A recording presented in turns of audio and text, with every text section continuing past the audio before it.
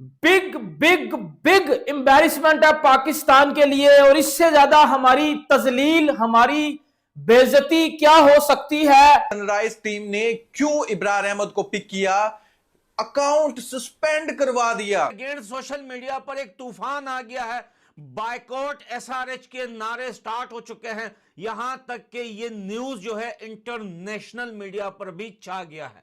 Pakistan cricket team का जो आज बुरा हाल है उसमें प्लेयर्स की तो गलती है ही, लेकिन जहां पर इंसाफ का कत्ल होता है वहां पर फिर ऐसे ही रिजल्ट सामने आते हैं। प्रेशर की वजह से अपना डिसीजन चेंज करती है और अबरार को रिलीज करती है। तो जिस तरह से मुस्तफीज को रिलीज करने के बाद बांग्लादेश ने बहुत ज्यादा एक्शन लिया था, तो क्या पाकिस्तान भी इसके ऊपर अबरार अहमद को देखो, इंडियन कोई तकरीबन 2.5 करोड़ रुपए, जो कि पाकिस्तानी तो उनकी मतलब बुले लगे।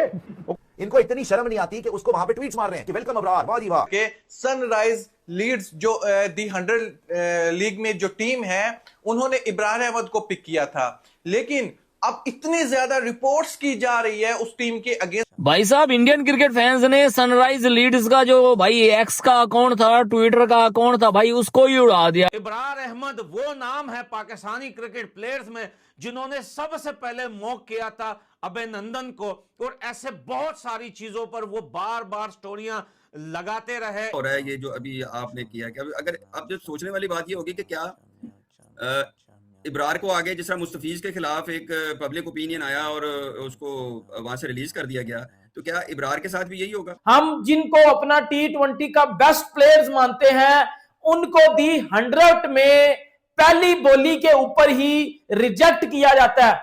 यह है हमारे लिए एम्बैरेसमेंट। हमारी क्रिकेट आपको पता है जलील हो रही है दुनिया में। सनराइजर्स नंबर 4 पे शेम, और फिर 6-7 में फिर हिंदी में भी लिखा हुआ काव्या। कभी कभी ये सब देख के लगता है क्रिकेट ग्राउंड से ज़्यादा सोशल मीडिया स्टेडियम में मैच चल रहा हो जैसे।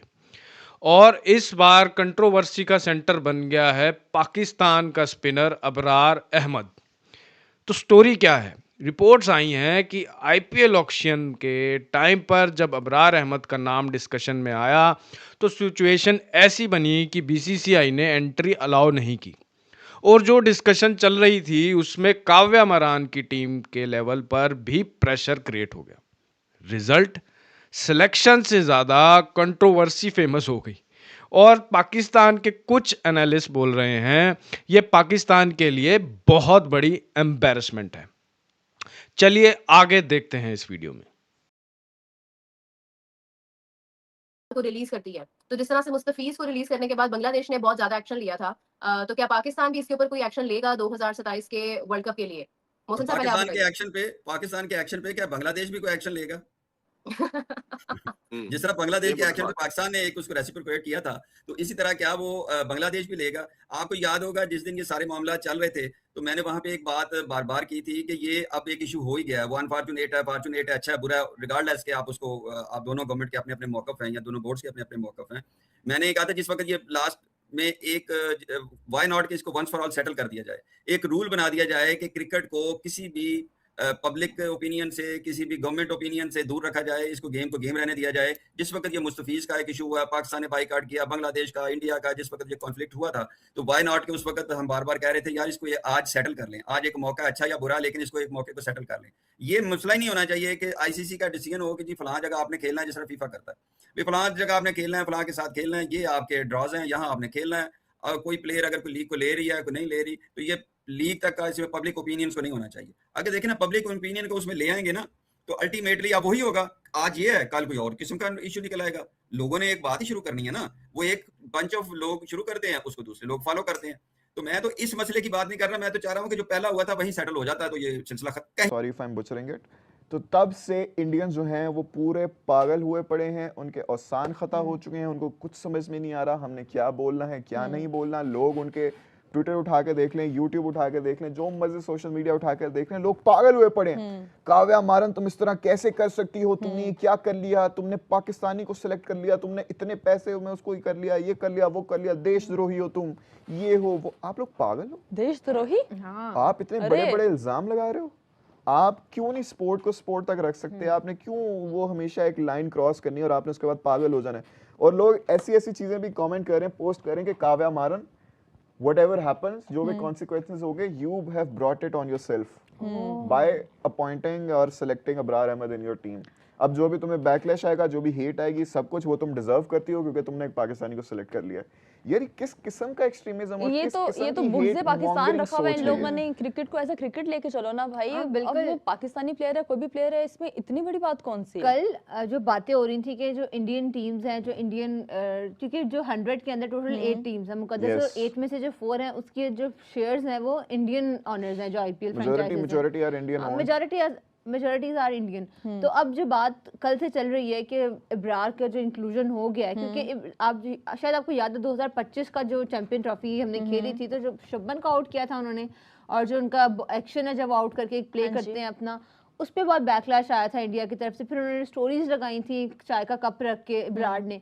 तो वो सब कह रहे हैं कि एक बंदा जो आपकी नेशन के इतने अगेंस्ट है, आपको इतना ट्रोल करता है, तो आपने क्यों उसको टीम में इंक्लूड कर लिया? तो ये बहुत ज्यादा मुझे लगता है कि सो इमेच्योर, बहुत ज्यादा इमेच्योर बात है। मुझे तो ऐसा लगता है कि इब्रार की इंक्लूजन जो होते हैं फर्स्ट स्टेप भी बन सकती है पाकिस्तान और जो इंडिया के दरमियान में एक कशीदगी सी चल रही होती है, टसल चल रही होती है, उसको कूल डाउन कर सकता है ये स्टेप, अगर वो उसको भी होल हार्टेडली ले। कह रहे होते हैं कि आपके प्लेयर्स आए, हम लोग हमारे प्लेयर्स मैच खेल ले, हम लोगों को खुशी होगी। और उनकी तरफ से, उनकी ऑडियंस की तरफ से कैसे रिस्पॉन्स आ रहा है? एक और कमेंट है कि Sunrisers would regret their decision because of management, they ruined all their hype. और पहला मैच आरसीबी के साथ बेंगलोर में, वहाँ तो फैंस रेडी बैठे हैं उनको बुली करने के लिए, लाइक बू करने के लिए। नहीं यार वो पागलपन है ना। आप देखें कि लोग इस तरह के पोस्ट लगा रहे थे कि उन्होंने पोस्टर को ना एडिट किया हुआ था फर्स्ट मैच के आईपीएल के, कि आईपीएल ओपनर इट्स आरसीबी, एक तरफ आरसीबी और दूसरी तरफ Pakistan, it's RCB versus Pakistan. Sunrisers Hyderabad को काट के उन्होंने पाकिस्तान का झंडा लगाया हुआ था। लोग इस कदर पागल हो चुके हुए हैं। लोगों के कुछ नेता हैं जिन्होंने इनके दिमाग खराब कर दिए हुए हैं, इनके दिमाग में भूसा भर दिया हुआ है, इनके दिमाग में हेट भर दी हुई है, क्योंकि जो इनके नेता हैं वो फैशिस्ट हैं। और ये लोग कुछ लोग, the majority is still nice, still educated and very much aware. Oh my God, माजी बॉय ऐसे नहीं करना, माजी कह दिया मैंने, अस्तगफिरुल्लाह, माजी बॉय ऐसे नहीं करना आपने। मुझे क्योंकि डर था, क्योंकि अब स्पिनर आ गया, पावल भी खत्म हो गया, तो आप ऐसे you might just drag it on to your stumps, but don't do it. लेकिन anyway, please be more aware, please be less hateful, please be more loving and peaceful, spread love not hate. क्योंकि देखो मेरी जान, जिंदगी काफ़ी छोटी सी है, आपको इतनी ये सब चीज़ें करके, हरकतें करके क्या मिलेगा? एक दिन ना मैं हूँगा ना आप होंगे, पीछे रह जाएगी नफरत या प्यार, जो भी आप बांटोगे। So choose for yourself whatever you want it to be. Golden words, feel free to quote it या फॉलो कर लें जाके ghazal.ahmed। यानी गजाल। Thank you. अच्छा, उसी के ऊपर ही गजाल कमेंट्स पे आना शुरू हो गए हैं कि पहले से ही कंट्रोवर्शियल है एसआरएच बाइकॉट, एसआरएच काव्या मारानी जो भी। फिर वही बात, आप चाहते हैं मैं लंबा ज्ञान दूं आपको?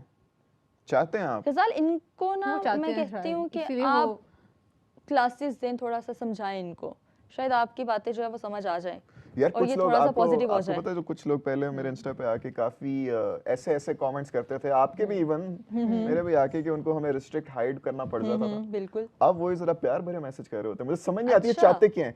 10 दिन ये हेट देंगे, 3 दिन आके प्यार वाले देंगे, फिर अचानक आउट ऑफ नोवेयर आके फिर वो कर देंगे लव बॉम्बिंग चल रही है। पता नहीं, अजीबो गरीब सी काफी टॉक्सिक रिलेशनशिप जा रही है हम लोगों की। इसको जरा फिक्स करें, सेल्फ अवेयर हो। मैंने पहले भी जैसे जिक्र किया कि देखिए, इतनी सी जिंदगी है हमारी, कुछ सालों तक चले मैक्स कह लें, कितने ज्यादा हो जाएंगे, ना आपने रहना ना मैंने रहना, पीछे रह जानी है कुछ यादें जो हमने छोड़ के जानी है, जो काम हमने करके जाने हैं।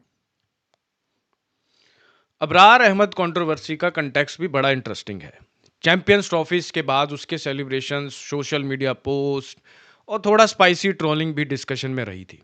क्रिकेट में थोड़ा एटीट्यूड नॉर्मल होता है, लेकिन जब पाकिस्तान की बात होती है तो प्रॉब्लम यह है कि एटीट्यूड इंस्टेंटली नेशनलिज्म बन जाता है।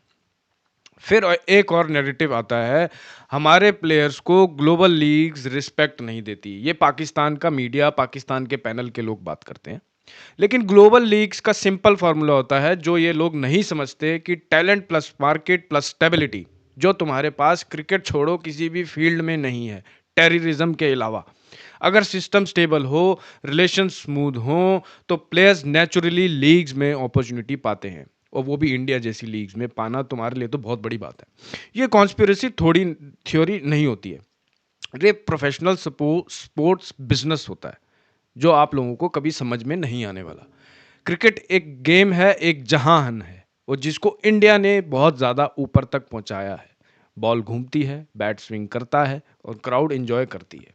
लेकिन साउथ एशिया में कभी कभी लगता है कि असली कंपटीशन पिच पर नहीं, नेशनल ईगो के स्कोर बोर्ड पे चल रहा होता है।